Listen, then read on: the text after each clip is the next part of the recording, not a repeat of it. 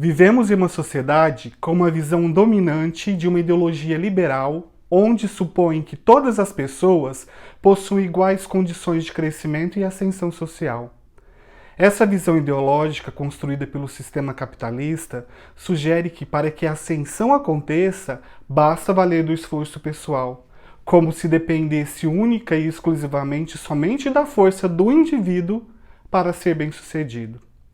Assim pregam que os sujeitos possuem liberdade individual, econômica e de livre iniciativa para se ascender socialmente. Mas será que essa tal liberdade se estabelece simplesmente por essas convicções que todos nós possuímos iguais condições para vencer dentro desse sistema capitalista? Como é estruturado esse sistema econômico atual? Bom, esse é o assunto de hoje, onde buscamos discutir e perceber que a situação de riqueza e pobreza não é exclusivamente constituída pela força individual, mas sim que há uma estrutura fundamentando tais situações. Mas antes de melhor compreendermos esse tema, peço que se inscreva no canal, que ative o sininho, que deixe seu like e que compartilhe o vídeo. Vamos juntos fazer com que o Mediar chegue a mais pessoas, ok? Precisamos entender que o sistema capitalista, essencialmente para continuar existindo, se vale da existência de pobres e ricos. A desigualdade social é um dos seus alicerces. Para que haja ricos, é preciso existir necessariamente pobres. Um só existe frente ao outro. No entanto, nossa sociedade valoriza por demais os sujeitos ricos, os concebendo direitos, segurança, escolaridade, bens, renda, padrão de consumo e profissão. Aos pobres são designados a privação de direitos, de empregos com estabilidade e as ausências de políticas públicas, uma vez que o Estado, frente a essa ideologia liberal, afasta da regulamentação da economia, dando ao mercado toda a possibilidade de regras.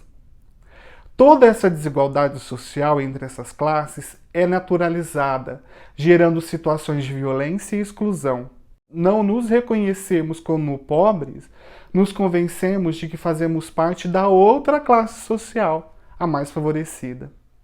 Por vezes, vemos pobres desdenhando de sua situação e até mesmo desqualificando as possíveis intervenções do Estado em relação aos seus direitos básicos. Assim, Bolsa Família, auxílio assistencial, por vezes são desdenhados por pobres que não se reconhecem pertencentes à sua classe social.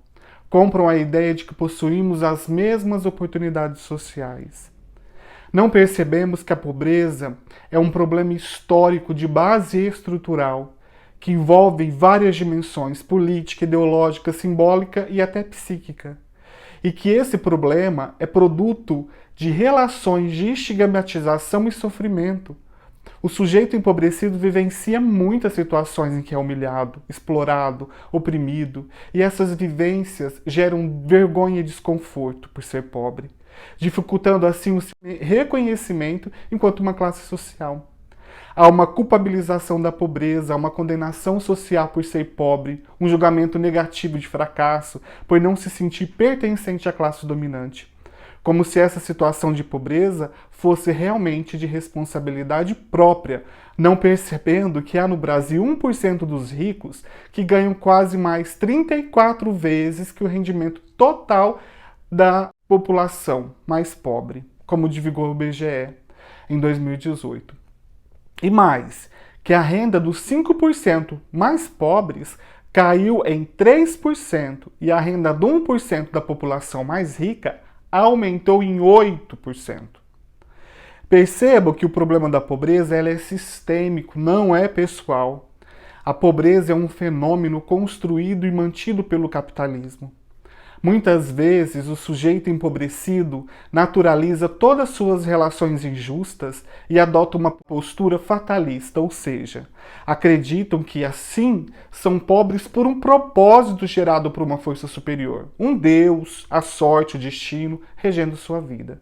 E por vezes se sente acolhido por crenças religiosas que os mantêm na pobreza, mas trabalha com toda uma teologia da prosperidade, amparada na ideia de que há uma meritocracia e que um dia não estarão mais nessa situação. Na ausência do Estado, garantindo o mínimo para a classe menos favorecida, as religiões operam como as garantidoras de um apoio social. Vivendo em uma comunidade dita cristã, há uma ideia de que eu não estou sozinho, de que possuo um suporte capaz de vencer todas as minhas barreiras, todas as minhas situações sociais através da fé. Assim, uma ideologia de submissão e de resignação propicia a ideologia liberal. Há uma docilização da pobreza. No entanto, é importante percebermos que o apoio social para o reconhecimento, de fato, de qual estrutura social estamos inseridos, deve ser sobretudo advindo do Estado por meio de políticas públicas, garantindo assim a oportunidade de direitos. Ensinar a pescar sem dar o que pescar é colaborar com a ideologia liberal.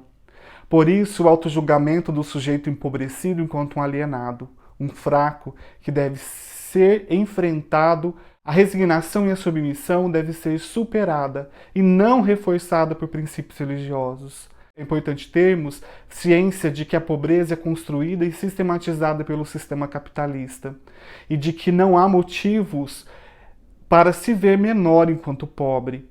O que precisamos é ter uma consciência de classe, através dela realizar uma transformação social. Afinal, a satisfação das necessidades deve ser para todos. No mais, nem tudo está como é. Tudo é um tremendo esforço de ser. Até mais, pessoal!